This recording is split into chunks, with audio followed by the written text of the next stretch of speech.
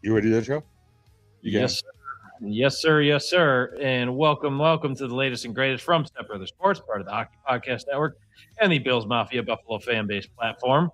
We're brought to you by Rich Prow Brewing, located at 5 South 20th Street. That's Richmond, Virginia's premier Buffalo Bills backers bar.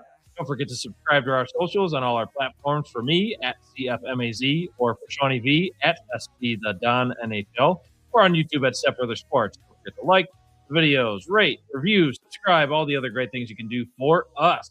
So, welcome back to a special edition of the show where tonight we are celebrating a very, very exciting opening day of the MLB. Featuring a showcase game of the evening, the Yankees taking on the San Francisco Giants. Ooh. Yeah, we could say boo to that one. A common theme of the opening week, we have two aces on the mound with Logan Webb battling Max Fried. So currently in the, what inning do we have right now with that? Right now as we're queuing it up. I got Yes. it. I turned it off on TV. We got another game on that where this audience is probably slightly more concerned with. I was gonna say we also have on right now Sabres and Boston Bruins right now. Boston currently taking the lead as the third period has just started right now. So the Sabres win tonight. They can take first place in the entire Eastern Conference. But while we're getting the score up, Yankees in the fifth with corners with no outs. Oof. They heard that they were picked to lose this game in San Francisco, and they said to hell with that. Yeah, well, it's not a playoff game, so they don't have to choke this one away.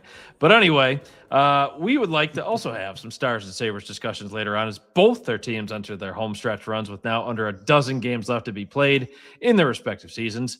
Both teams obviously position well for deep playoff runs by taking a look at the standings. You have the Sabres, like we mentioned before. They're on the precipice of maybe being one of the top teams in the Eastern Conference as they also take a very boneheaded penalty from Logan Stanley with a tripping call. Come on, tall guy. Yeah. But at the same time, Dallas themselves also looking dominant in the West.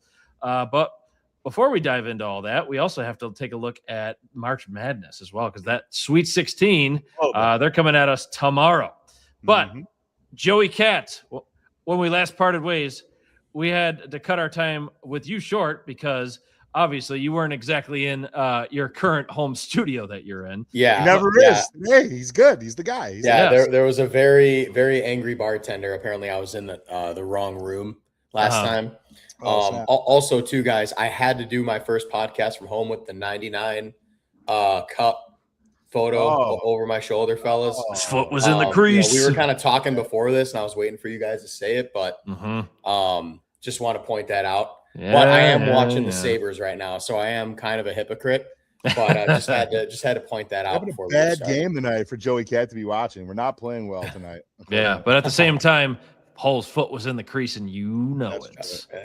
It's all right. It's all right. Yes. Hey, it still made him immortal, and his name is on the Stanley Cup. I understand, but for us, no goal. But at the same time, Joey Cat, is great to see you as always.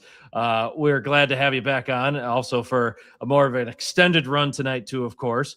But we really wanted to get your take on things because obviously you have a hell of a role being on the sports side on TV with Rangers Sports Network. But we also wanted to have you take the floor to really enlighten us about the state of your industry because you talked a little bit about that off camera with us a moment ago, and you were hinting at us with us on the last show. But what changes have you really seen in your day-to-day line of work? And tell us a bit about how, again, the state of sports broadcasting is ever in flux and ever changing. So just to kind of start it off. Yeah. Well, I know you mentioned, you've been waiting. Right? I know you've been waiting. Yeah. No. MLB teams are leaving FanDuel for FanDuel TV.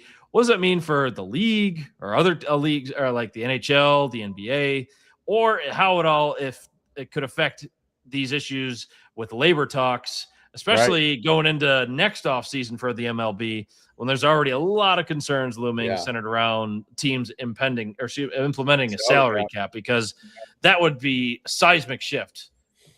Oh yeah.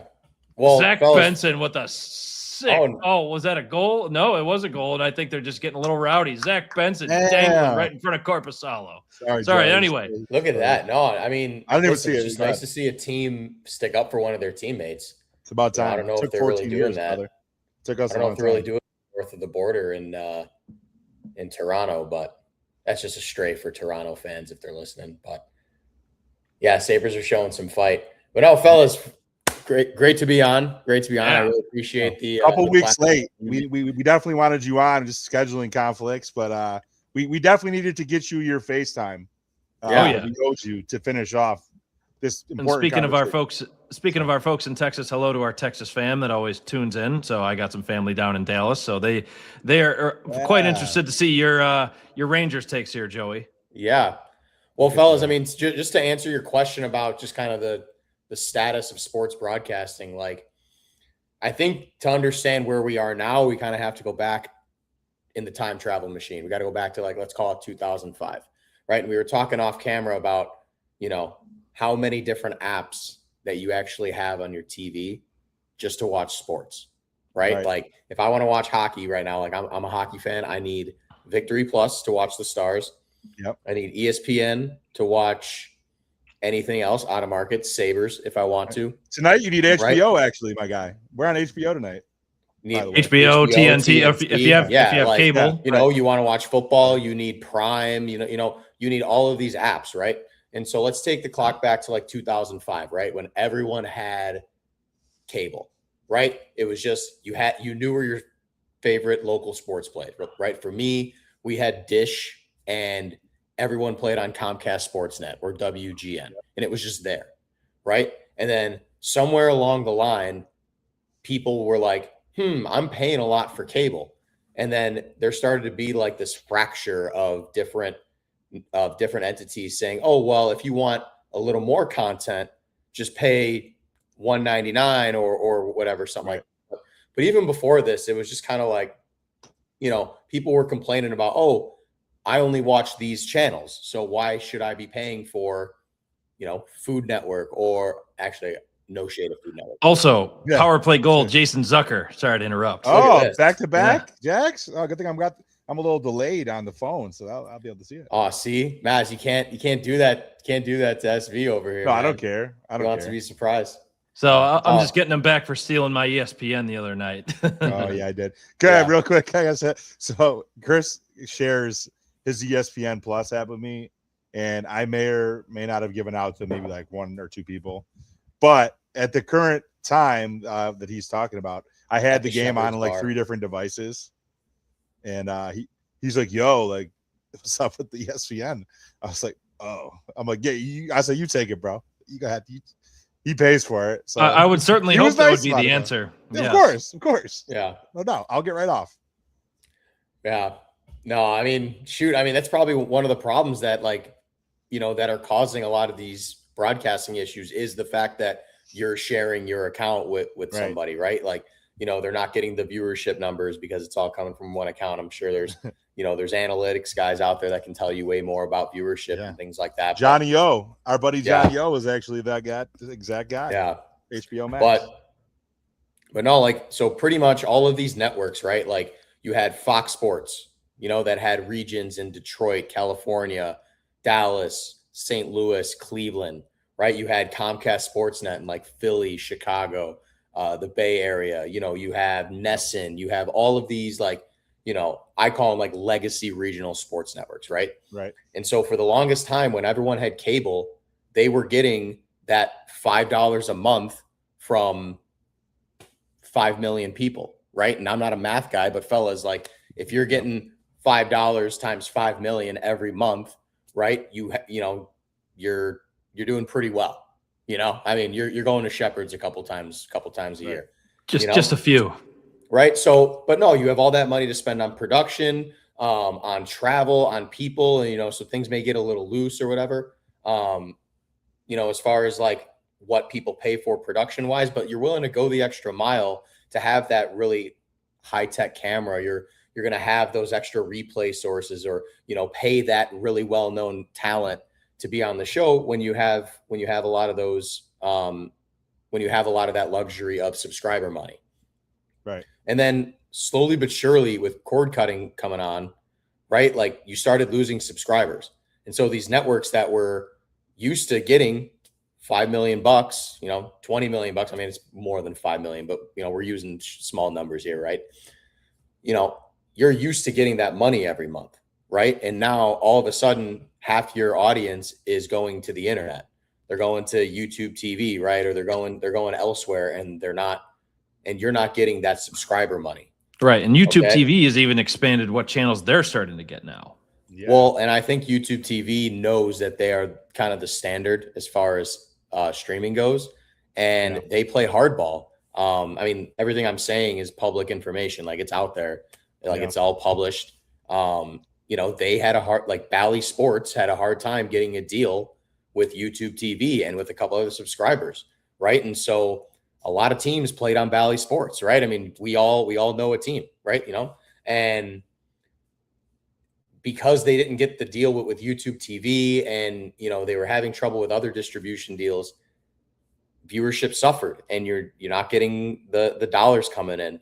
And little by little, everyone starts to break off into their niche. Okay, well, now there's ESPN Plus, and okay, well, now you got Prime, and now you got Peacock, and just there's all this mishmash of different entities that now people are like, oh, I just want it all in one place. Well, we had it. We've gone in this big circle of like, hey, we had cable, and now people hated cable, and now everyone's like, oh, well, now I want it all in one place. Like, it's just this big, like we've just gone in like a huge circle, but now sports fans are paying more for it.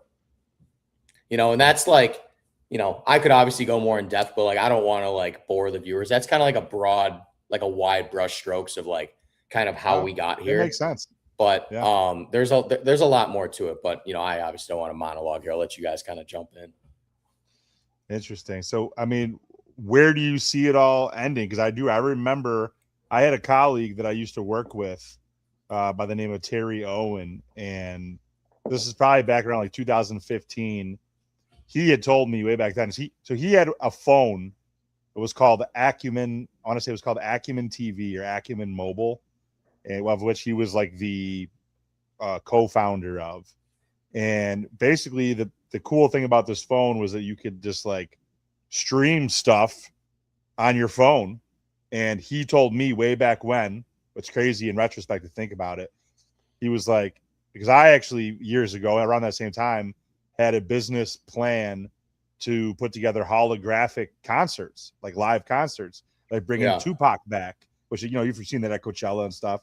That was something that I had kind of a hand in. I knew the company that was based in Toronto, Royal Media, who I had done a deal with, and to produce these concerts. But anyway, long story short, he had told me way back then in 2014, 2015, that content was going to become king. And I believe at the time, Netflix was probably the first one, like cord cutting type of service that was out there. I want to say they were the first one that did it, like standalone. And he basically was like, yeah, it's like these cord cutting type of apps are going to start generating their own content. And I didn't understand what that meant. I'm like, what do you mean? Yeah. Not thinking that they're going to have just as big of budgets as any major movie house of yesteryear and stuff like that. So it's crazy that from 2015 to now, like not even a little over 10 years later, that now they're the dominant one in the space. So I say all that to basically ask, you talked about kind of going in a circle. Yes, everybody started to those kind of one-off apps have gone up in price. I know YouTube TV, I had adopted it from our parents had it. They cut the cord at some point. And I got on YouTube TV until they raised their price. And I was like, to hell with this. I'm not paying $90 a month. But it's like, where I know people that have went back to cable. I know people that have literally are like, oh, I've had YouTube TV and all the apps. And I'm like, no, I'm just going to pay for Spectrum or whatever. Or you're one of the psychos of the world like me that has cable and all these streamers. Yeah. But guys, I like hanging out at Chris's house. You got everything you possibly want. SV, you said it. Content is king, and the number one content in the world is sports. Yep. Like, think of how many people watch the Super Bowl, right? Like, other than hundreds of millions. Like, I mean, I don't know how many. I don't know what other broadcast or what other medium can like service that many people at once. I mean, like that is where the money's at. That is where the most people watch, right? Like, it really baffles me sometimes, like just kind of, like just how many different niches there are out there. Like there's literally an app for everything. Like it's crazy, and everyone's broadcasting it. And but to go back to our original point, like content is king, right? Like I'm in charge of the content department at the Texas Rangers. We produce a good majority of the video content that comes out of the organization, and we just keep churning it out. And but at the end of the day, like the number one thing that distributors want is the game. Like people want to watch the Texas Ranger game. I mean, like we make cool social media videos, and I encourage everyone to go watch them. Obviously, Ranger Sports Network on YouTube TV or on YouTube. But the game is king, right? Like we all want to watch the game, and baseball is an interesting case study right now, because right now with the with FanDuel coming out and saying, or with Major League Baseball teams who were on FanDuel Sports Network coming out and saying they were not going to renew with them. Now you've kind of like created two sides of kind of like the baseball TV world. You have a group of teams that's kind of run by MLB as far as their production's concerned. And then you have teams that are run by like either regional sports networks that they have a hand in, or regional sports networks that are owned by the team, right? Yes Network, Ranger Sports Network, right? Or SNY if it's the other New York one. Yep. It's a very interesting faction in the business right now. That I'm really curious just to see how it plays out. Like I'm kind of a geek with all this stuff. I read the Sports Business Journal. Like I love media news and things like that. But it's a really intriguing story. And I know also a lot of FanDuel teams or a lot of NHL teams played on FanDuel. I don't know as much about what the NBA is going to do. They just switched over like their primary like national broadcast to NBC, which is like a big shift just because of their fallout with how the TNT package played out.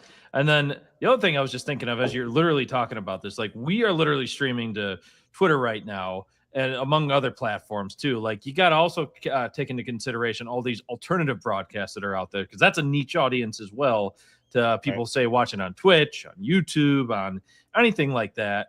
I mean, like you were saying, the content needs to be what draws in the people. And ultimately, if your product is trash, more or less, whether it's the team just being good or it's the people behind that and just giving you the presentation of it, that is key to making yourself successful. I mean, you would know that better than anybody after you spent your time not only with Victory Plus, but now shifting over to the baseball side of things, Joey. So, I mean, really appreciate your insight on this, because it is ever evolving. And not only are more people just paying out of pocket just to pay for all these different streaming services or cable packages, what have you. I mean, it's like you said, it's increasingly more difficult if you are, say, an out-of-town sports fan, or even hell, a local sports fan, and you wanted to cut the cord. I know for fans of the Sabres, I'm pretty sure this might be subject to change, because I think YouTube TV might be finally getting MSG. But like for the longest time, if you were a cord cutter, you had to be, I think, subscribed to another streaming platform, Fubo TV. So that's like another one that was popular for that as well. Well, Maz, if I can jump in, like, if I can plug Ranger Sports Network, hell yeah, shameless plug right now. That was one of the great things that they did when they started the network. My now bosses went out and they got distribution deals, right? Fubo TV, Victory Plus, a couple other local media markets. And then they also, did a deal with DirecTV, right? So that they had the distribution deals in place in all different mediums. So if you want to listen to them on the radio, like you can. If you want to listen, if you downloaded Victory Plus because you're a Stars fan and now they show Ranger games, and that's your way to watch Dallas sports, okay, you can watch them on Victory.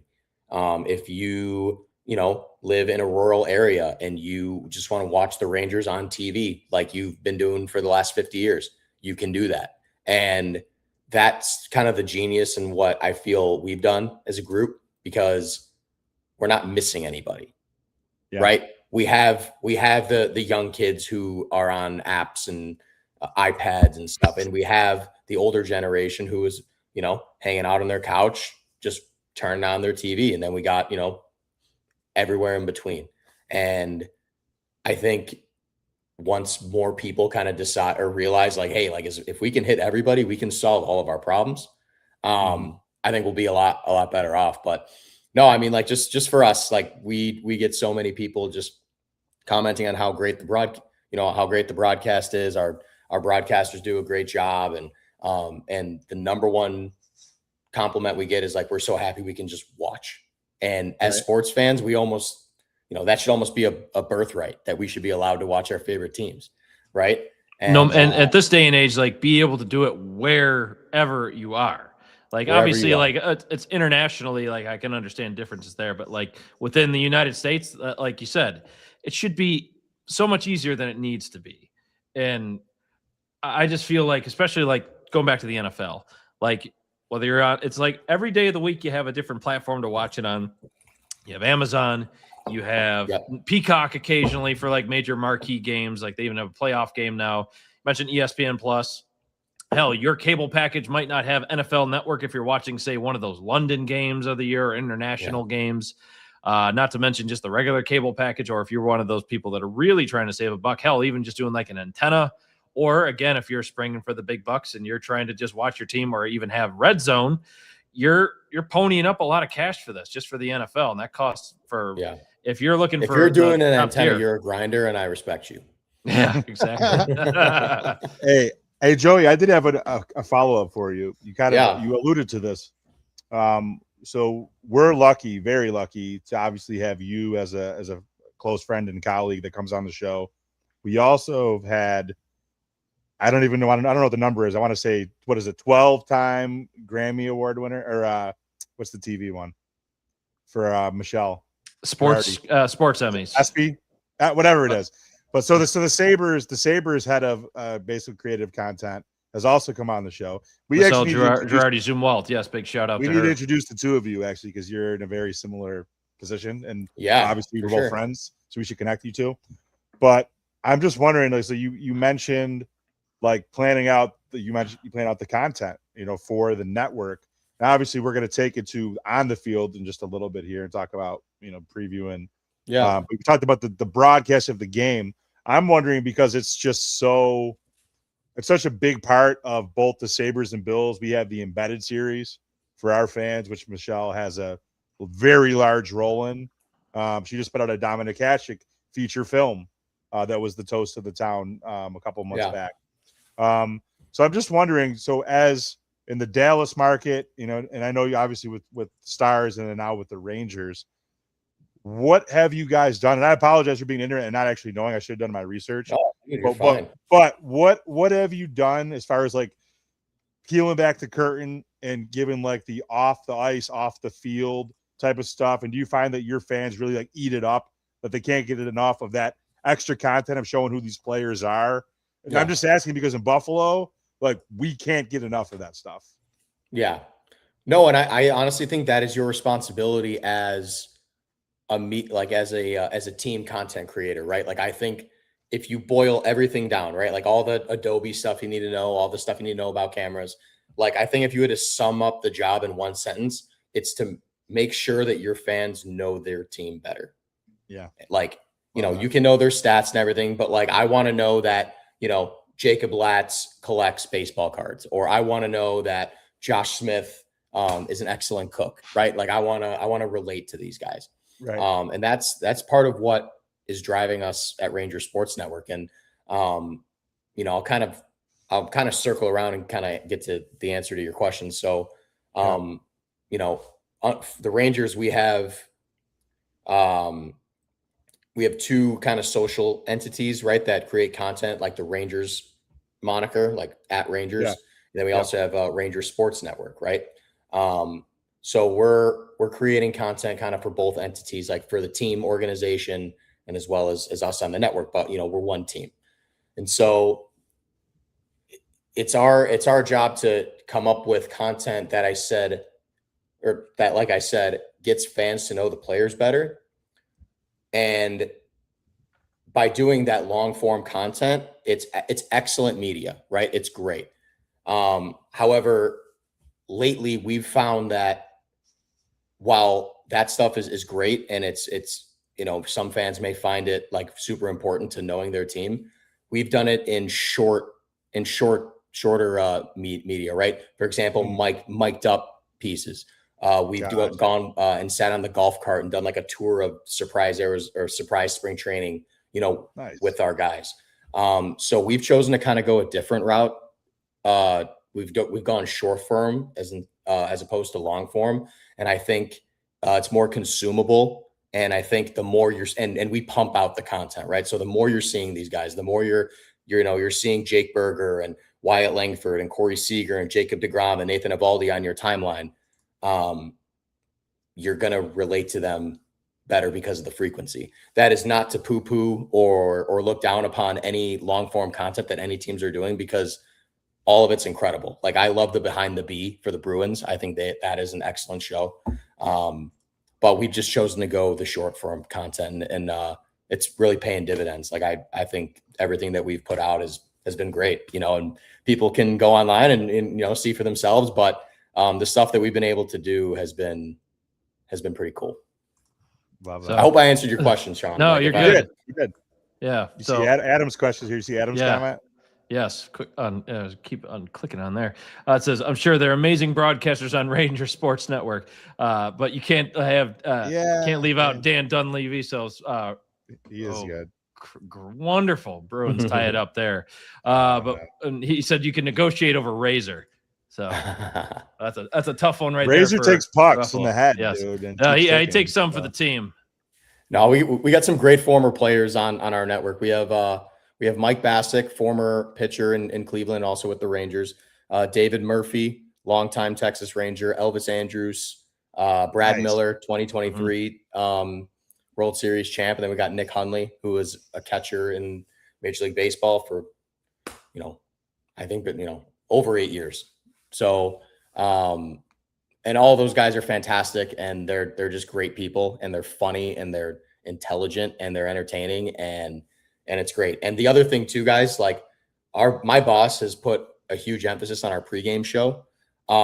It's super important to fans. Like that's kind of their info show about their team, right? Like, you come on the game and you can watch, but if you really want to, take the temperature of the team, if you're really in the grind every day, you're watching the pre and post game show. And we really want to reward the fans that are in the fight with us and with the team with great content.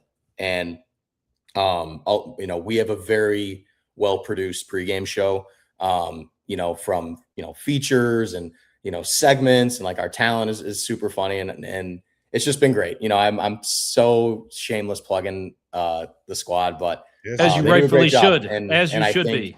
And I think, kind of what we've done at Ranger Sports Network is hopefully a blueprint for more teams to maybe follow in the footsteps that we've kind of, or in the path that we've kind of laid. Joey Cat leading the way. I love it. I love it. Love it. The team's great. The team's great. So I do want to talk a little bit about that team, because I will tell you what, for as little as I did my research on your programming on the network, I definitely went in hard on the roster, the opening day roster. But quick score check. We got 7-0 Yankees in the 6th, as Chris alluded to earlier. The Bruins tie it up at 3 with about 5 minutes or so left. It's going to be a dogfight till the end. Chris, I know you'll keep us posted. What's also a little bit more stinging on that one is Casey Middlestat scored that goal. Rat. Mitts wanted to go Middlestat mode for just a moment. I will say, as a former, closet Blackhawks fan right now, kind of waiting for them to get good again. They legit, they've been when they got bad, it was just so sad, because I always I think of the guys that left and the playoff team that you could make, right? Like Artemi Panarin, Patty Kane, DeBrincat. There's a couple guys on Florida that that are escaping me right now, but just when the guys go away and they come back and to haunt you, that's just the worst thing. Oh yeah. Well, but anyway, thanks for again a peek behind the curtain on just ultimately behind the scenes on some Rangers Sports Network stuff, and also just sports media as a whole, because so much more to that. But Sean, kind of get us going on some Rangers going into the season. Then that'll kind of lead into again more of just the this baseball centric show, and we'll get more into hockey talk in a little Definitely bit. get into hockey. I just felt that we had to do justice of the fact that it's opening day. I know really technically tomorrow's opening day for the majority of the league, but I will tell you this, Mr. Joey Cat. Looking at this roster, I'm pretty high on it. I know you guys didn't have a great season last year. I mean, neither did the Pirates, let's be honest, but they are pretty fresh off a World Series win, though. That's right. But just some of these pieces, man. Obviously I don't have to tell you who you have, man. But for the average fan, like DeGrom, Evaldi, Mackenzie Gore's an innings eater, Al Leiter's son, right? Jack Kumar Rocker, awesome. Dude. Yep. Like that's a sick, high talent starting five, bro. So talk a little bit about the starters. I know you have some of the big Jake Junis is there. I'm trying to think who else. This team is stacked, but you haven't said the most important name, and that's Skip Schumacher, our new manager. There you go. Bruce Bochy was awesome. Like he brought this group a World Series. Like he's going to be in Ranger lore forever. I think coming into the organization as an outsider, it just kind of seemed like they needed just like a jolt, right? Or just something had to change, right? They went 81-81. There was rumors, that were made public about, there maybe being like an issue in the clubhouse or whatever. Like just all the questions were kind of about culture. Right. And you hire Skip Schumacher, and one of the first things he does when he knows the games are on TV is he goes out last preseason game, or I'm sorry, 2 preseason games ago, and he goes out to a rookie pitcher named Carter Baumler. You guys have probably seen the clip. And he goes out to like pretend he's making a pitching change, but he goes and tells him that he made the team. That was a solid move. I was just about to ask you about that too, because right? that was like you see all these guys that are so happy for him, right? They're patting him on the back. He is smiling, right? And then the ump, I think, came over and was like, hey, like, are you making a change? And Skip's like, nah. And he's like, smiles and like walks back to the dugout. And that just goes to show you right there, like this dude cares about the players. It's a club, like the clubhouse culture and the vibes seem to be high. I am not in and around the team. I'm the guy with the camera. I am in the TV truck. Like I am not in any sensitive areas to know any inside information about these guys, but just the feel of, just seeing them in the dugout interacting, like there's just so much energy. And I think it's more than it just being spring training and being the start of the season. Like you brought in Brandon Nimmo, and I remember, he had to do his whole media day tour when he came to the ballpark for the first time. And this dude is just so happy. He's just like a happy guy. Like, right. Oh, hey, you need me to do this TikTok for social? Yeah. Oh, hey, you need me to talk to this guy? Like, awesome. and he gives you thoughtful answers, and he's just such a nice guy. And he's gone out this spring and has absolutely crushed it. And he's taking Wyatt Langford and Evan Carter under his wing, right? Like he's like, yeah, I'm not done yet. I'm not here to, like be a teacher to these guys like he is, but like he's still expected to compete, but he's also teaching, right? And so, and that's what you want. You want a manager that's going to be out there like showing that he's caring about his players. You want the vibes with the fellas in the dugout to be good because it's a long season. If you go 162, like not being friends with the guys on your team, that's brutal. Like I couldn't imagine going to work and like hating my coworkers or like not like liking my coworkers, and I know there's people that do. And like, I'm sorry, but like, I would want to play for Skip Schumacher. You know what I'm saying? Like that dude seems like he's getting them out of the gates on the right foot. Absolutely. Awesome. So fun little way to kind of stir things up a bit from our friend Adam. Have we discussed the travesty that is the ABS for this year? So I guess I would kind of, Adam, I want to know like the travesty that you're referring to. I mean, is it just because we're bringing automation into the game? Because I don't know about you guys, but like, when it's like game 162 and I got my last guy in there, bottom of the 9th. And I get called on a low strike. Like I want that thing to be sure. Like if my season is done, if I just put 7-8 months of work into this thing. Right. I don't care if we got to bring a robot in.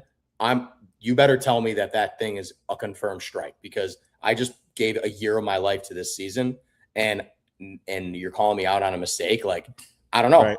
That's just my opinion. But I personally like it as a fan. As a broadcaster, I mean, you're like, it's cool because it's another thing for your talent to kind of chew on, right? It's just another thing for them to discuss. And it brings up like really meaningful and engaging conversation. And it's true. I think it's great. Like, I think everything that baseball has done to speed the game up and like enhance it and kind of bring it into the 21st century, I think they've done a great job. And people can sit there and say, oh, well, of course he's going to say that he's an MLB guy. But it's like, man, I have to watch all of these games. Like, I watch them from start to finish. Like, how many people are sitting there watching, every single game from start to finish of every it's your job, bud. Not to mention, you talked about advancements in the game. I think, and many people will agree to this, the pitch clock is one of the best things they could have possibly done to the game to speed up the pacing of it. I know the man on base in extra innings is controversial to many, but still, I think baseball is actively trying to evolve in a lot of ways to make sure the game has a quicker pace. It's more of a watchable product, I think, with the speed that's getting increased on there. But still, for the younger audience too, it's America's pastime. Baseball has always been kind of an older man's sport or woman's sport. So to make it quicker, I mean, they're really adapting it to the younger demographic as well. Well, right? Yeah, and like also too, I mean, like, listen, we all love baseball, we all love sports, but like, after about 3 hours, it's like, we're only in the 6th inning. Yeah, right. Yeah, exactly. Like, imagine you got young kids, right? You want to bring them to a game, after 3 hours, like, you probably feel like you just ran a marathon. Right? Exactly. We're going to extra innings. No. We need something to entertain my boys. Especially like you said, if they can't even make it to even just the 7th inning stretch, it's just like, you got to find something to get the game moving. If there's not already action that's happening, whether it be strikeouts or just big hits and plays. Yeah. Sabres going to OT, by the way, boys. Yes, they are. So getting another point in the standing, keeping the streak going. I'm so happy for you guys, man. Are we first? Happy. Do we need the second point to be in first in the Eastern Conference? Because right now we are tied. We're going for first, Joey, right now, for this extra point in overtime. Knock on wood. To overtake Carolina. Who would have thought we'd be here? One other quick thing, though, about ABS. I will tell you this, just from like personal experience. I did make my way down to Bradenton. I went and stayed at Todd's house for a week. I don't know if I told you that. Went to Shepherd's for a couple of days. Missed you. But I went to Bradenton and I saw a Pirates game. I went for one spring training game. Yeah, there was probably, I would say, 4 calls in that spring training game that were changed. And this is kind of adding a little bit more to it. He said, so Adam, again, my understanding is that the strike zone is unrelated to the player stance and only takes into account the height of the player. Doesn't that remove some gamesmanship for the batter that made it more interesting? So what are your guys' takes on this? Again, because I'm by no means am I an expert on baseball. I'm an objective baseball watcher of course. But still, what are your guys' takes on that? So, Adam, thanks for the question again. Man, I mean, like, again, I'm no expert either. I mean, I watch a lot of baseball, but again, I think I stick by my original thoughts. It's like, I like relativity, like whether the strike zone is shoulders to top of knees or, like middle of the chest to like, mid shin. Like, I mean, it's kind of relative, you know what I'm saying? And I just, I don't know. I think we have a strike zone now, like that is, formulated by AI and all that, and StatCast and all that. Took that one and Pasta dangled away. So that's right. Anyway, point in the standings. Hate to see it go that way. Pa likes your takes, Joey. Our dad, we call him Pa. He likes your takes. He agrees with you. As an old school baseball watcher. Cheers. There you go. Cheers to that. Yes. No, man, guys, I'm super high on the Rangers this year. Yeah. Like, give us a little bit about your thoughts about like the division, what their prospects are to come out of the AL in general. Anything you want to give us about them? Shoot. I mean, I think that division runs through Seattle. I think Seattle is is the crown jewel of the AL West going into the season. And as much as I hate to say it, like, Houston is always there. They just seem to re-up. Like, it's like they get their arm chopped off and then they just regenerate another one. Just a flesh wound. I think and then with us, like, I think any starting rotation that begins with Nathan Eovaldi, Jacob deGrom, and Mackenzie Gore, and sure, throw Jack Leiter in there. I mean, you're doing pretty well, right? You still got Corey Seager. It always depends on health. You have an excellent outfield. You're waiting on Wyatt Langford to have a breakout superstar season. If Evan Carter can stay healthy, he's a consistent everyday center fielder. Jake Berger, you're hoping he can lock it in and be a strong first baseman and kind of middle of the order guy. You're hoping Josh Young has a bounce back year at third base. And you got Kyle Higashioka and Danny Jansen behind the dish. And, sorry to Buffalo's Jonah Heim. Like, we're going to miss him. We loved him here, World Series champ. Yep. But I like this team. And then the fun part is we kind of have two veterans on the back nine of their careers fighting for that last outfield DH spot in McCutchen and Peterson. And Andrew McCutchen, like, I've watched him all spring. Like, I like this dude. He's a nice professional hitter. He's professional hitter, man. I think he's hitting like 420 something this spring. I mean, he totally earned his spot. Like, he still has some in the tank. I think so. And I can't wait to see him send nukes to left field at Globe Life Field. Yeah. I really hope things with him work out, because he's just a dude you want to root for. He's an awesome guy, and 100%. I know you can attest to that as a Buccos fan. Well, I'll tell you what, Chris is mine and technically Chris's first baseball jersey. Can we say that? I think so. Yes, McCutchen. Yes. My first Pittsburgh jersey was in McCutchen's prime. I hate to say it, I at the time bought a Starling Marte jersey, and he was all the rage for the Pirates coming up. And then I gifted Chris. I wanted Chris to be a Pirates fan, so I gifted him my McCutchen jersey. Again, like I said before, as an more objective baseball watcher of sorts, I'll make the Pirates my NL team, and I'll support the Blue Jays for AL, just because, again, proximity to Buffalo. They played in Buffalo a couple of years. Hey, but no disrespect to Texas Rangers. I remember, I think I was either 8th or 9th grade. My stepdad took me to a Rangers game. I think it was either opening day or not long after.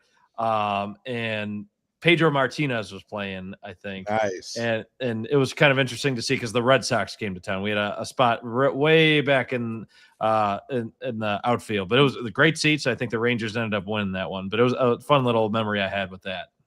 Is it still the ballpark at Arlington?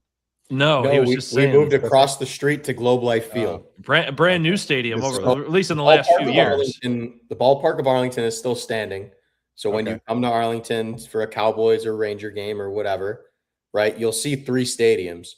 But the ballpark is now Choctaw Stadium. And they play rugby and high school football and a couple other things in there. So the structure's still standing. And then obviously you got the new ballpark across the way, and then you got Jerry World and kind of this entertainment district, Texas Live, which if anyone was ever thinking about catching a baseball game or a football game in Arlington, definitely coming. I'm coming to see you. Gotta come. It's really cool. Yeah. It's really cool kind of what they've done around there. It's halfway between Dallas and Fort Worth. Fort Worth is awesome if you want that Texas like country vibe, right? If you want to go to like the stockyards and you want to see people wearing boots and cowboy hats and shit like that. You do that in Fort Worth. Dallas is kind of your, kind of everything city. And then Arlington is like your entertainment mecca. Like, that's just where all the big acts go. That's where all the big teams come in. Like, it's pretty cool. I recommend it. Awesome. Definitely got to make a trip. I'll try to bring Chris Manners down. We'll do one of these live when you guys come down. Oh, yeah. Blast. Sabres Stars Stanley Cup. We'll have to do one live. Hey, bring it back to not Reunion Arena, but the American Airlines Center. I know it's still called that to this day and age. But seeing the highlight of that goal given up by UPL, that was an ugly 5-hole goal that he just gave up. But then at the same time, I'm scrolling through some Twitter responses on there. I guess that was the second goal of the night. Kind of at fault of Alex Tuck there. So he better bring down that asking price a little bit for that contract. Yeah, I think that Adrian Kempe money is looking a little bit a little too lofty. Yeah, a little lofty for our purposes at the moment. But hey, still take a point in the standings, tied for first in the Eastern Conference. Can't argue with that. But yeah, Sean, give us some Buccos takes for the Pirates. Yeah, and actually, before I do that, Joey, could we just also too? I don't know if you finished this thought, or maybe you did. I didn't hear you. Chance at getting out of the AL? Like, do you think even if they don't win the division, can they make a run?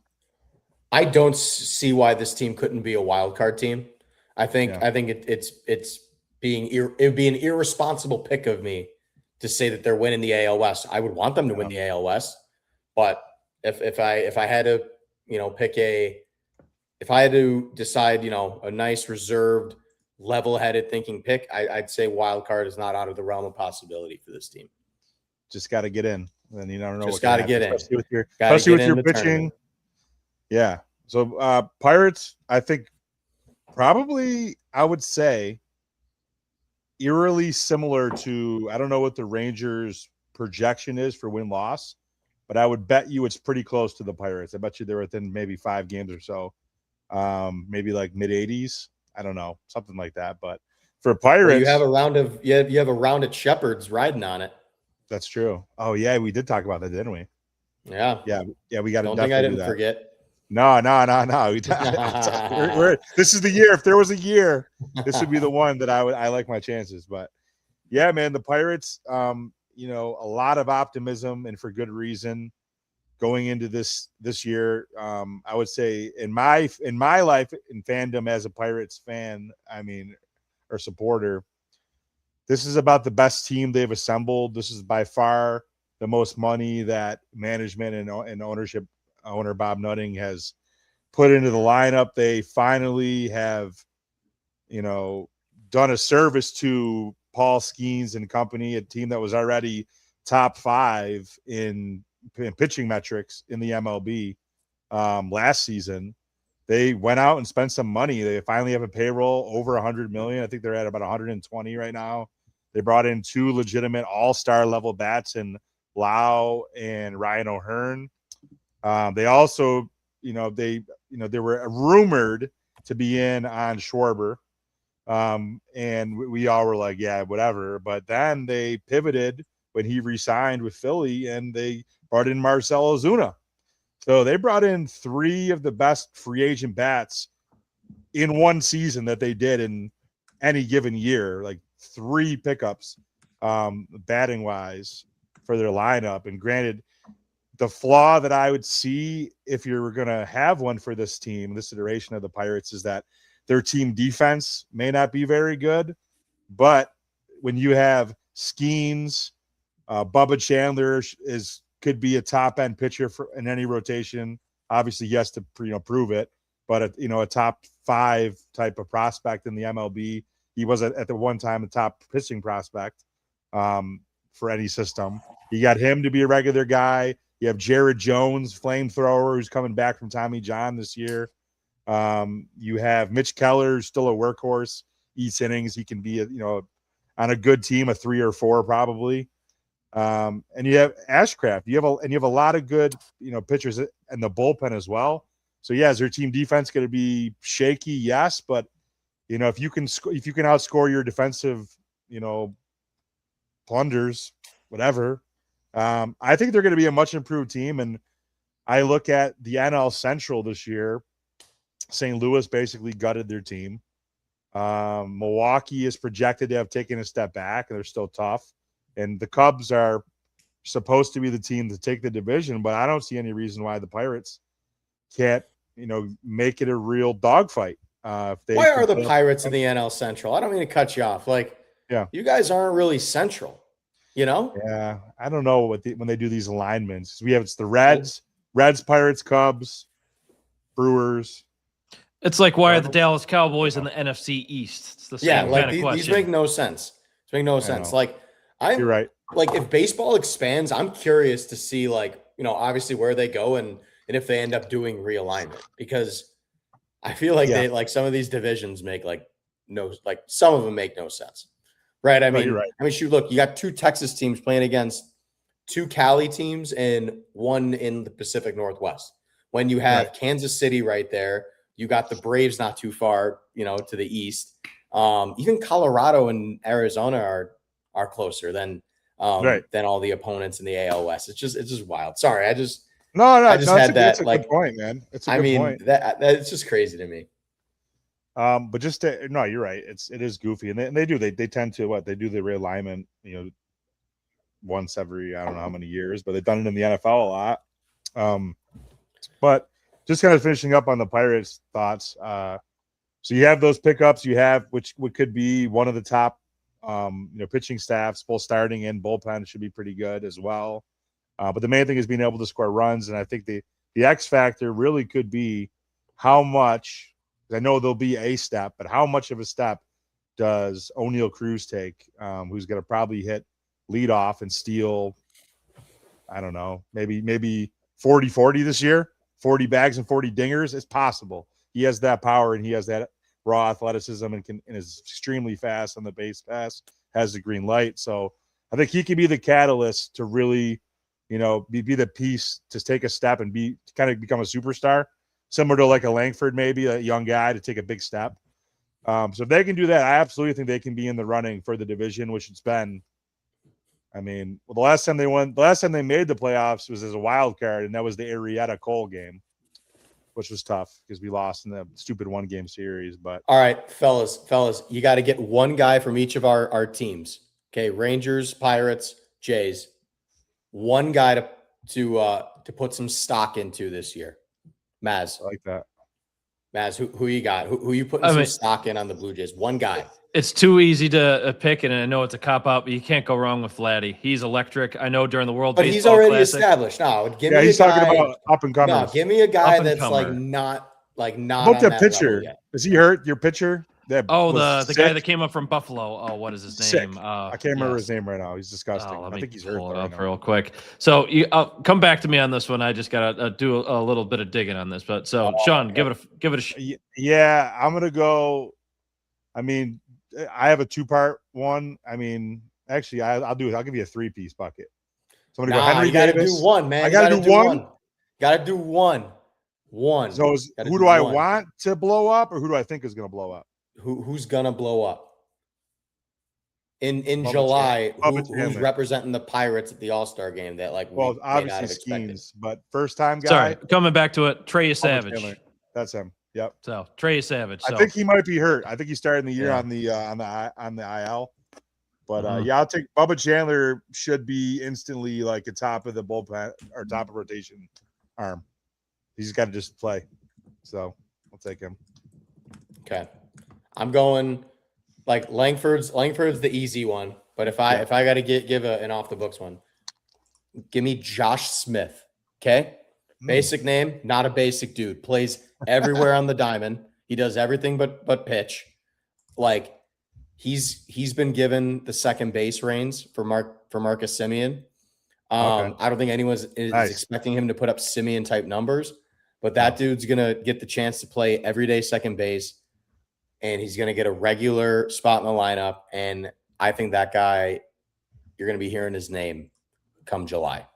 Like, I really like Josh Smith. Okay. Josh Smith is the guy to watch on the Texas Rangers. I like it. Fair enough. So I was doing a little bit of digging on this because I did know we were going to talk about baseball, of course, but another guy, like I've seen this guy pop up a lot. I know he's part of a trade package on here, but Charles McAdoo, he's a prospect that was really coming through the Jays organization. He played a lot in Buffalo too, but he was what a lot of the pundits are at least calling for the Jays. I follow the few guys I follow on Twitter. Spring training, they're calling him a sleeper edition because he came in on a trade from back in 2024. You can put him on any base. Really impressed with like the power he had at the plate, and just performance overall. But he really impressed a lot during the spring action. So I'll pick Charles McAdoo for the Jays. With a name like that, Bob McAdoo, shout out to Buffalo. Right. Buffalo Bills. Right. Well, I think it's time that we get to the main event here. We're in the final stretch, boys. about a dozen or so games, even though Sabres coming off a tough loss tonight, but back-to-back tough ones too, especially after that West Coast trip. The difference is they're still getting points. They've still collected 8 out of the last 10. They're just a good team, and they're getting points when they don't even play good. That's the difference, you know. When's the last time we actually lost a game? Like we just lost the game. Just now. Well, I mean, like not in like overtime. Just like got outplayed and lost. Regulation, last regulation loss I think was before the Olympic break where they lost to Pittsburgh. They got kind of smoked. They looked like they were a little bit gassed off that one. They didn't show up way back in February. One game 20 games ago we lost in regulation. I thought I heard Elliot and Kyle on 32 Thoughts talk about the beer saber that they have at the games. Oh yeah, that Chris since the invention of the beer saber, yes, or since the release of the beer saber, you guys are like some ridiculous number, like 37, like 10-1 or some. Maybe I'm pulling that number out of my. They're 30. They were 36, like something in 6 in the last 42. Where was the beer saber like 8 years ago? I know. I have mine downstairs. I'd go down and get it, but at the same time, it goes down easy if you're drinking out of it. So and it could easily fit two full beers in there. Just FYI to those you guys talk some, who haven't gotten one yet. I'm gonna just scroll down so you guys can just kind of see where we're at. Guys, like just looking at the standings, right? Look at the absolute 180 that has been done, with the exception of like Carolina. Oh yeah. But look at your top teams. You got Buffalo, Montreal, Columbus, Pittsburgh, Ottawa, like New York's hanging in there. I mean, Detroit's still in there. I don't know how Philadelphia's hung around, but like, look at these teams, man. Like, this is so good for the league. I'm a huge fan of crappy teams becoming good. Like, I'm so happy about the Florida Panthers because they've been terrible forever.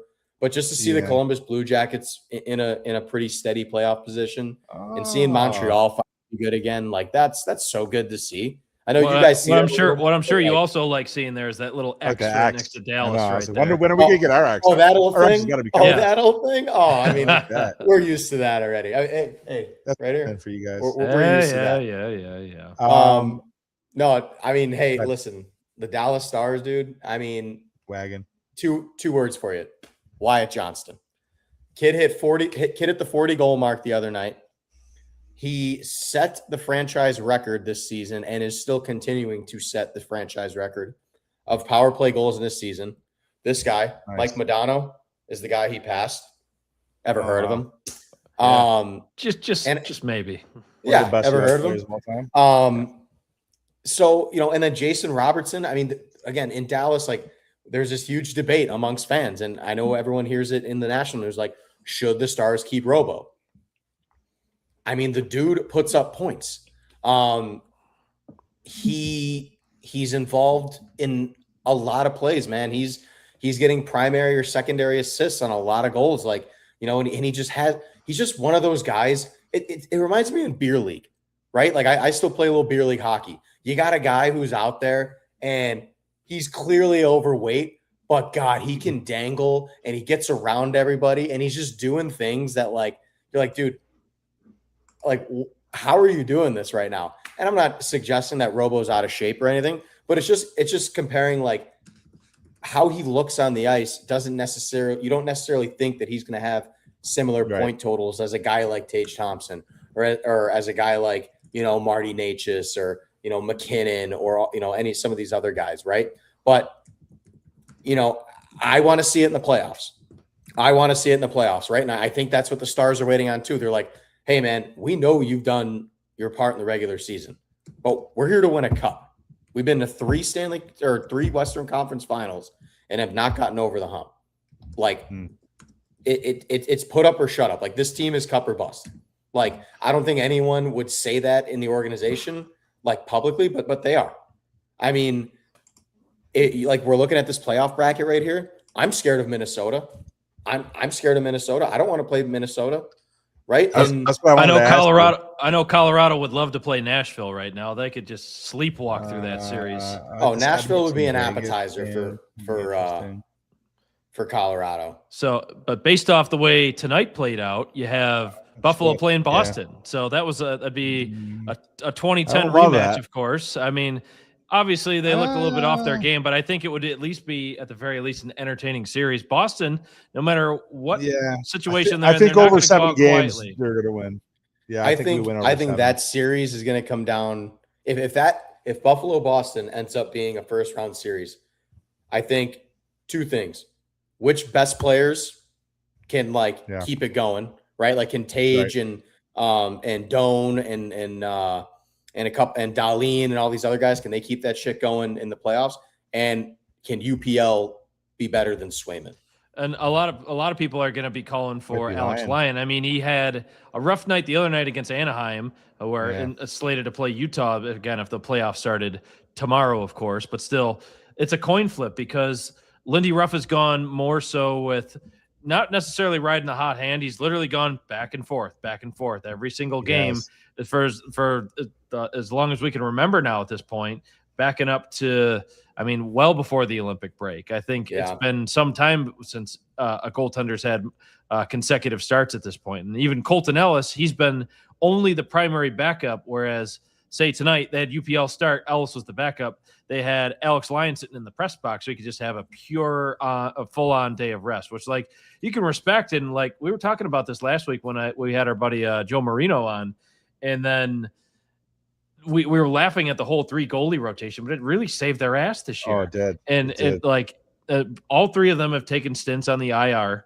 and if you hadn't had all 3 of them in some capacity, that it would have been tough sledding for a good chunk of the season. And maybe early on when they were gaining some of that momentum, like going through like maybe that first big win streak, that would have totally been deflating if the goaltending just didn't show up.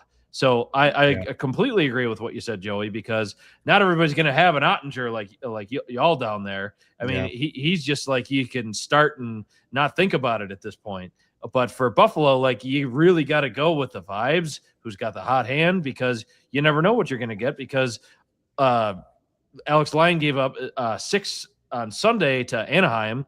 UPL looked like he was a little bit shaky in his start against Boston tonight. And even backing up to like the game of the year with Sabres Lightning, like UPL let up 7 in that game. But at the same time, if you're looking at, but you're scoring 8, which is, you're scoring 8. Yeah. Right? Looking at those games in a vacuum, yes, you're scoring 8, but like the times where you needed a clutch save just to keep the momentum going, the clutch saves are there despite the score being what it is. Yeah. There's one thing I wanted to do was go ahead, Joey. Go ahead. No. I was gonna say, like, for me on a star side, like, I think everybody in the league would want a Jake Ottinger, and I say what I'm about to say, knowing that I need to see a little more team on your back in the playoffs this year. There's been games where it's like, he stole game 3. So like, I don't think he's stolen a series for us since Calgary, maybe like 3 or 4 years ago. He's been good in series, right? Like he's made some big saves, but like, I need him to steal a series for us, right? Like when you play Minnesota in the first round and it's going to go 7 games and you somehow make it out of that, and now you got Colorado. Yes. If like, you got to stand on your head in that series, because the fellas are going to be gassed. And if you can make it through that gauntlet, that is the first 2 rounds, you have the upstart Utah Mammoth, the upstart Anaheim Ducks, who I would be afraid to play Anaheim if they made it. Thank you. Because I'm just played them. They beat us. I'm a Quenneville guy, but like Edmonton is going to implode. Like I just don't think they have it this year. I think they hate each other. Yeah, Draisaitl just being gone is not helping their case either. And Vegas, I think you could nickname them the Vegas Bronze Knights right now. Like they're not super great. The only person on that side of the bracket the only team on that side of the bracket that I'm afraid of is Anaheim. Yeah, like right now. Yeah, I love Quenneville. I think Dostal is an excellent goalie. Their decor is sick. They're loaded with talent and veterans that will absolutely beat the shit out of you. Lethal power play. The Sabres were on the receiving end of that the other night. We just kept giving them power plays. They scored 3 times on us. We lost the game, dude. Who was not to mention Terry, dude. Oh my God, he's so good. Not to mention the fact that at the end of so many games this year, the Ducks have been able to tie it and take the game to overtime, then ultimately take the win in overtime as well. They're one of the best in the entire NHL this year with a stat like that. I forget the exact number of it, but they lead the NHL in that statistic. Right. On Dallas's side of the bracket, if you make it out of that second round, I think you're winning that. Like whoever makes it to the Western Conference Final from that side of the bracket, I think is like could win the cup. Oh, for sure. Like, for sure. I mean, someone could say, oh, you're going out on a limb, Joey, picking Colorado, Dallas, or Minnesota. But tell me I'm wrong. Tell me I'm wrong. I mean, because if you're looking on the other side of the bracket, you'll have Anaheim, Utah. Let's say Anaheim wins that one in 6 or 7 Colorado's games. Colorado probably sweeps Nashville. Maybe Nashville gets a game. Edmonton, they'll probably falter a bit, but I feel they'll ultimately beat Vegas. But like you were saying, let's say you get either Edmonton or Anaheim in the Western Conference Final against one of those aforementioned teams you were just saying, Joey. I think Edmonton is out of gas. This will be the third year in a row they've made it a deep playoff run. A lot of games. And like you said, they look like they hate each other, and Connor McDavid just is searching beyond what's in his soul at this point to get that team across. Anaheim and Utah are both just kind of happy to be there, so they're playing with house money, so they're going to play loose for the most part. They're very young teams with a lot of talent. I mean, I think LA, if they sneak in, might be a problem, but I don't think they got enough this year. I don't. But this playoff format, I will say, I'm in the faction of people that think it should be 1 through 8. Oh, could not agree more. This playoff format, the fact that Colorado, Dallas, or Minnesota could be out in the first round, at all, is preposterous. And then you have Gary Bettman at some of these official league meetings just going on a soapbox saying, no, we're not changing this, being very stubborn about it, and how he likes the hot matchups early on, whereas later on in the playoffs, when you get to these round 2 conference finals matchups, those, that's the draw right there. You want the best of the best. I mean, not that you're not going to get the best out of, say, maybe a wild card. I mean, hell, look at the Panthers a few years ago before they won on the Kings their current run of cups. Yep. So they were I guess you could say the wild card teams, but still, you want to see the best of the best. And like you were saying, it's a travesty when you have the best teams of the Western Conference likely being out by round 2, and then ultimately being up against by other Western Conference teams that if you put them in the Eastern Conference, they wouldn't even be in the playoff bubble right now. That's true. Yeah. That's true. Basically, I think fans vote with their wallets, right? I don't think if fans are mad at the team, they're not going to go to the games, and then that will force change with the team, right? I think same thing at the league level. Until Gary Bettman, right now, the playoff viewership is going like this. Until Gary Bettman and the NHL see this, they're going to keep the format the same way. And what are hockey fans going to do? What are we just not going to watch the playoffs? Right. But there's nothing else that is going to force them to make a change unless the players absolutely dig their heels in during a CBA. And not to mention, they're still riding the high of the Olympics of this year, and even last year with the 4 Nations face-off. I wonder if it was a trade-off for the Olympics. I'm just curious as to how big of an ask that was from the players to the league during negotiations, and what the players actually had to give up, right? What else were the players asking for in those CBAs, right? They knew the Olympics was a non-starter, right? If the NHL was not down to get these guys to the Olympics, then these guys were not going to talk. But I think because the Olympics happened, the NHL was probably all right, we're keeping the playoff format the same, and maybe a couple other things. I would love to have been a fly on that wall, but I think we've covered this. But I just think the playoff format should be 1 through 8. I mean, 1 through 16, I think is ridiculous. I don't think you should have Vancouver playing Florida in the first round of the playoffs. I think that's asinine. But 1 through 8 should be. And if you really wanted to spice it up, you could do what the NBA does and do a couple play-in rounds for the guys really on the bubble. That could make it a little bit more exciting. The NBA is just begging fans to just watch. Pretty much. That's true. Dude, the NBA is unwatchable to me, man. It's again, there's no heart. There's no heart in the game.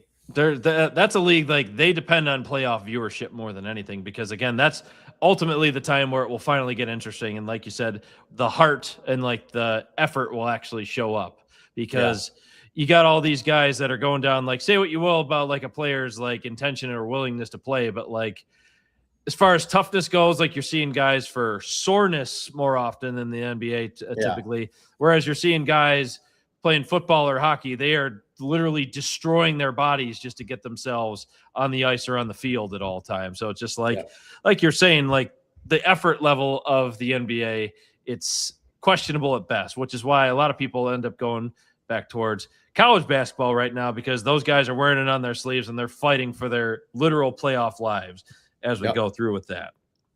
But kind of a quick break, real quick. Little side note. We'll do a quick note from our sponsors. That is DraftKings Sportsbook, an official sports betting partner of the NHL, and that is built for the fastest game on ice. With player props and live betting, every shift, every shot, every save gives you options to get in on the game with DraftKings Sportsbook. So looking at a little bit of futures bets right now, I figured being topical for us. I was looking at some odds for the Stanley Cup winner, Stanley Cup champion winner. Right now, we have Dallas, Joey's Dallas Stars, at plus 900. Currently, the Avalanche are at plus 300, of course. But the Sabres obviously sneaking themselves into the conversation here at plus 1,600. So not out of the question for either team. Easily can make an argument. You win a pretty penny if you took the Sabres. Oh, yeah. And then looking at some MLB action tomorrow, getting into a lot of the games going on, looking at Shawnee V's Pittsburgh Pirates. They are road favorites right now. Skeens versus Freddie Peralta going up against the New York Mets.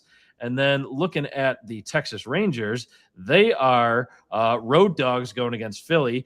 They are starting Nathan Eovaldi, whereas Philly's going to start Christopher Sanchez. But they are plus 135 on the money line. Low-scoring games. Yeah, plus 1.5 as far as runs against right there. So got a couple bets for you to look at right there. But, of course, keep this in mind. New customers bet just $5, and if your bet wins, you'll get $300 in bonus bets instantly. So download the DraftKings Sportsbook app and use code THPN. That's code THPN to turn $5 into $300 in bonus bets if your bet wins. That's in partnership with DraftKings. The crown is yours. Gambling problem? Call 1-800-GAMBLER. New York, call 8778-HOPE-NY or text HOPE-NY. Connecticut, call 888-789-7777 or visit ccpg.org. On behalf of Boot Hill Casino in Kansas, wager tax pass-through may apply in Illinois. 21 plus in most states, void in Ontario. Restrictions apply. Bet must win to receive bonus bets which expire in 7 days. Minimum odds required. For additional terms and responsible gaming resources, see dkng.co/audio. And with that, let's get back to it, gentlemen. Nice. So I do want to talk a little bit about some March Madness stuff, but before we move into that, I wanted to talk a little bit about the Eastern side, the Eastern Conference games. Here, if Joey Cat has any insight, because we know he obviously watches the whole league, not just Dallas and their division. I just want to give you my quick cliff notes, as you know, obviously a Sabres and mainly Eastern Conference watcher. I think, and granted, I'm aware that these are subject to change. These matchups would be if it ended today, but I think Buffalo and Boston would be a really hard fought series. We obviously just watched the game. I think ultimately, though, in a 7-game series, Buffalo probably just has a little bit too much talent. I think they would prevail, but so I don't mind. I don't mind playing them. I think they'll be scrappy. It's just the Bruins, but Tampa is obviously going to try to beat you up. We already saw what that was like. Montreal is probably the only team that can skate with the Sabres in terms of like just team speed. They can keep up. Carolina is going to play that really solid team defense and have timely scoring. Sean, can I cut you off for a second? I got to ask you something. Yeah. Let me ask something, Sean. Yeah. I'm sorry. And I really don't want to rain on your parade. I don't. You like as good as the Sabres are playing, none of these guys have been in the playoffs before. Like, how do we know that they don't start gripping their stick a little tighter? How do I know that they're not going to, make that extra pass or, maybe force that shot or make, maybe those silly decisions that young playoff teams make. I mean, Boston's a pretty battle tested team. And then let's say you get by Boston, you got Toronto, or not, I'm sorry, not Toronto, Tampa, Tampa's tough. Who are, they're on the Mount Rushmore of 2010 supremacy, or 2020 supremacies. Like, I don't know, man. Like, that side of the bracket, I question. Let me say this: the youth and inexperience of the Sabres gives me cause for pause. Oh, for sure. No, I totally agree. I'm not suggesting that they get through it. I'm just kind of looking at how they match up against these teams potentially if they were to play. Like, wouldn't really. I'm not too scared of Boston. I think it would be a long series if that's who we play. I just think that at the end of the day, I think there's merit to what you're saying, 100%. But a lot of Boston's, those franchise players that they've had have moved on. They're not there. Obviously, they didn't have a great season last year, but they're tough. They're definitely tough. But Tampa's going to try to beat you up. Montreal can skate with the Sabres. Carolina plays great team defense and having that experience. But yeah, I don't know. I don't know if the Sabres could win more than a round, if that. We'll just have to kind of see how it turns out because, like you said, we don't have the experience. Right. Only a couple players on their team do. So, or even just like recent big game experience too. Like Zucker's had some playoff experience, of course. I mean, you could take a look at Stanley. He's had some recent playoff experience last year. I mean, you could say it firsthand going against Dallas in that absolute banger of a game last year. I think it was a game 7, right? It was game 7 of that series. But man, but still, like Tuck, obviously he had some Stanley Cup experience, but that's been a number of years ago already. That was way back in 2018-19 series when Vegas lost to Washington.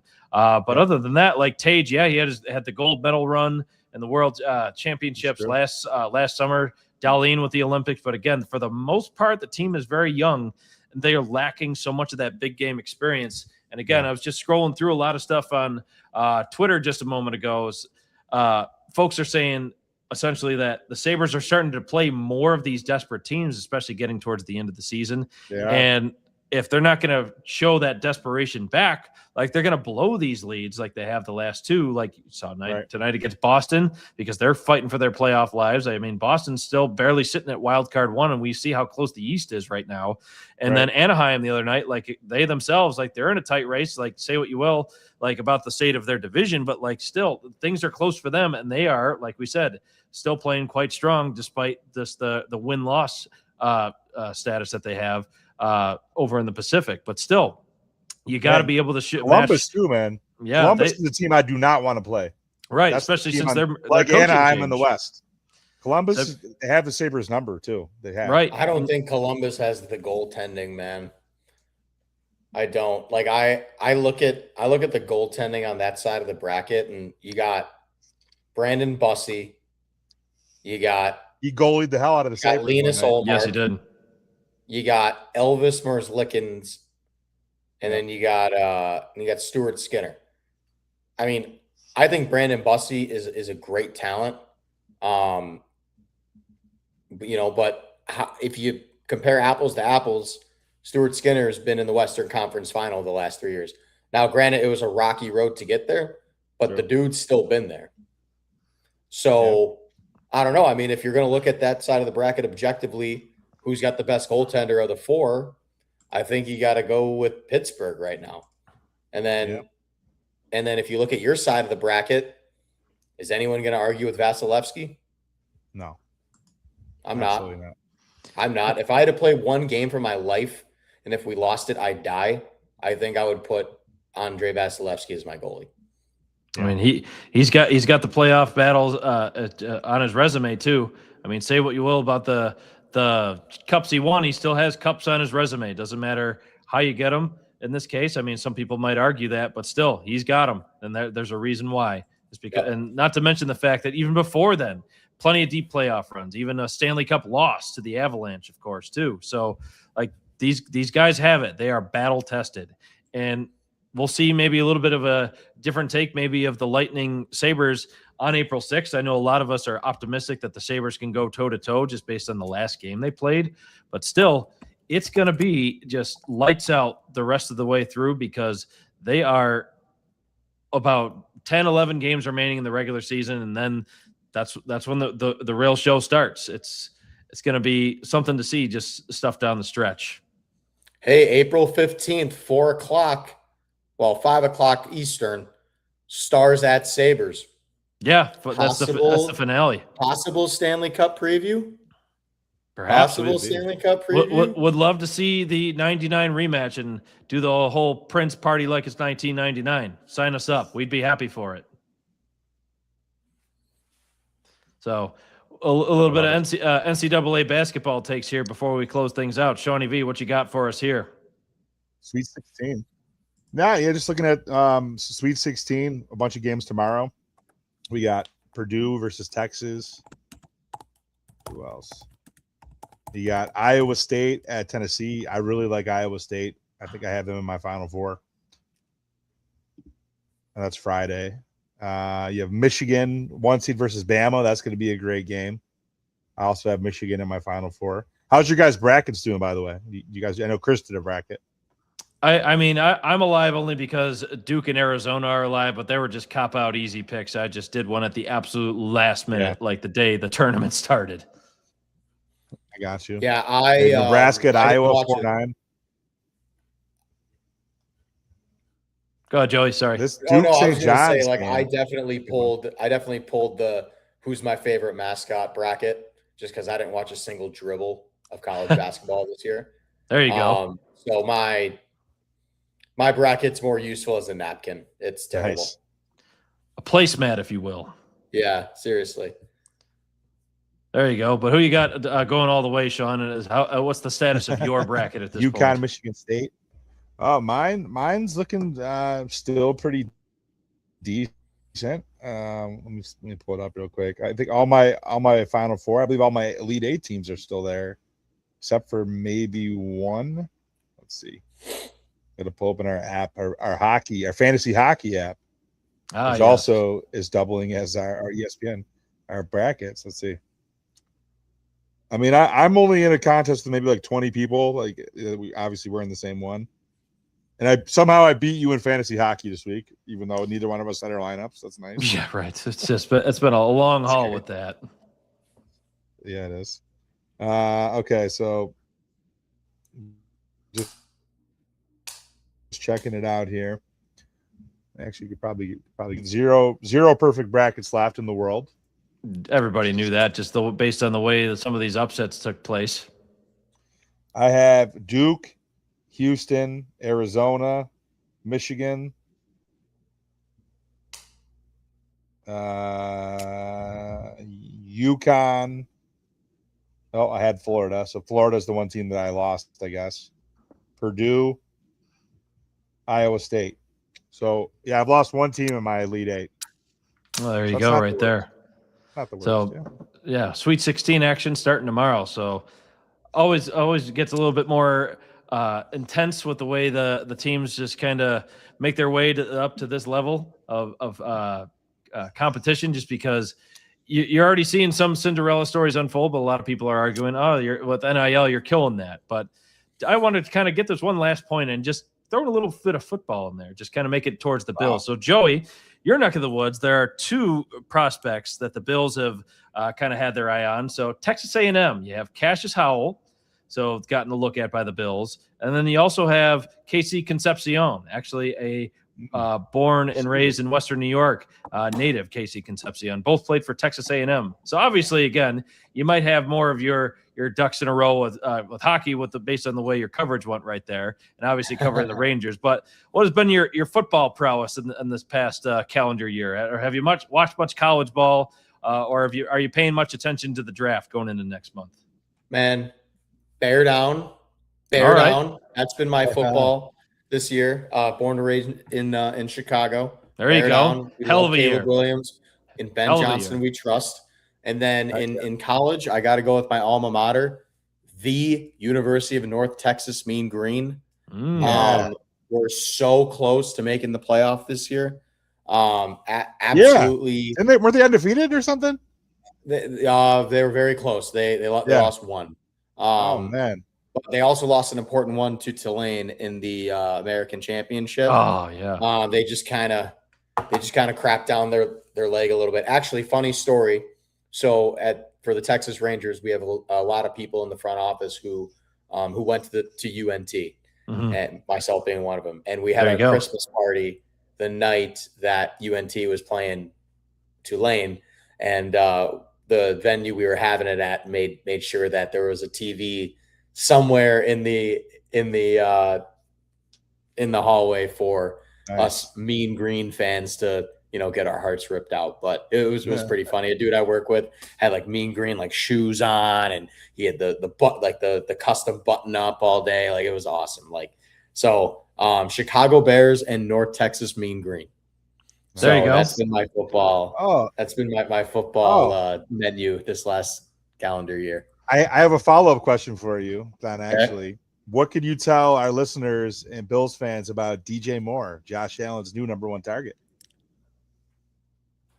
Shoot, I mean, like, veteran guy.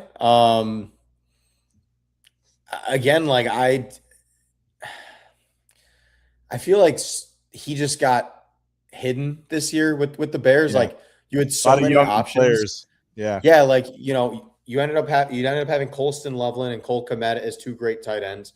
You had Luther Burden as a wide receiver. You got Roma Dunze.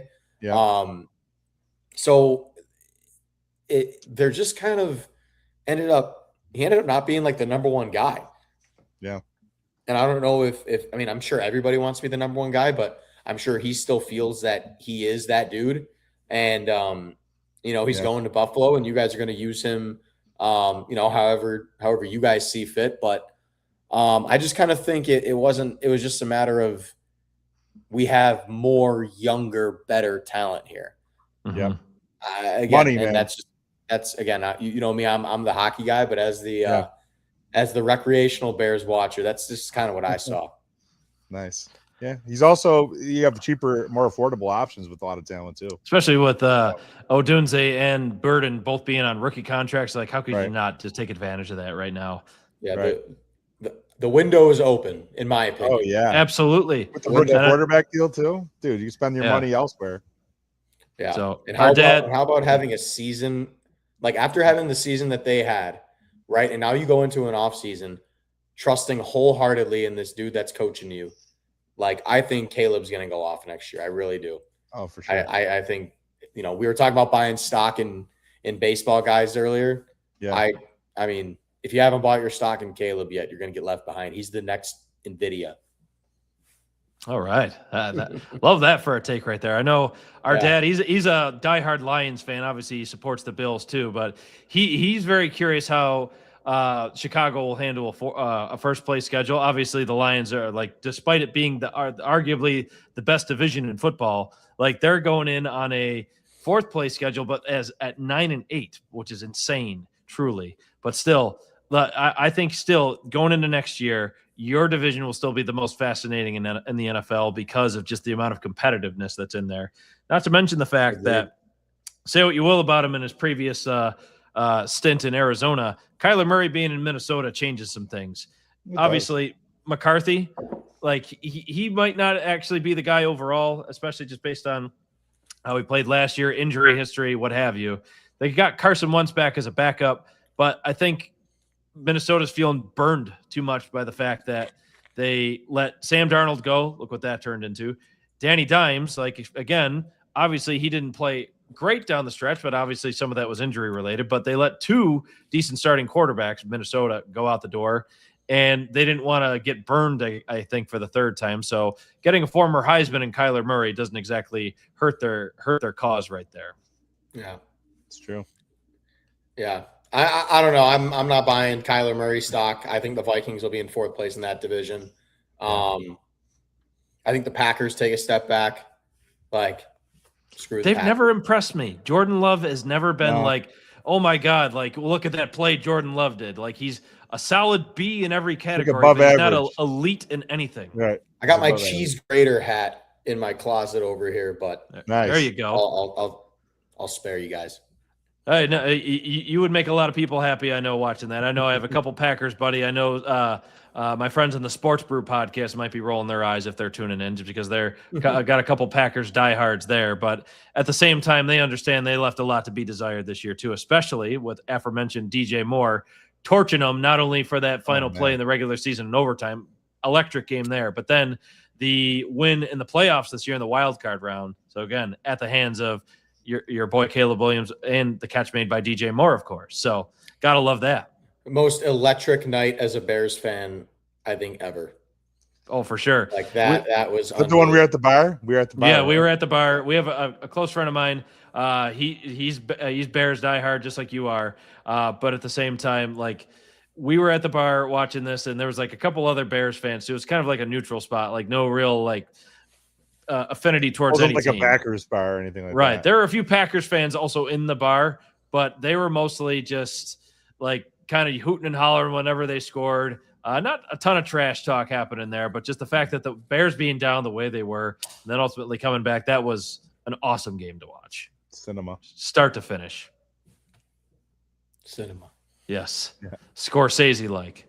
But with that, Joey Cat, let's bring this to an end. So tell us, what is one of the biggest things you are most looking forward to just going into this MLB season?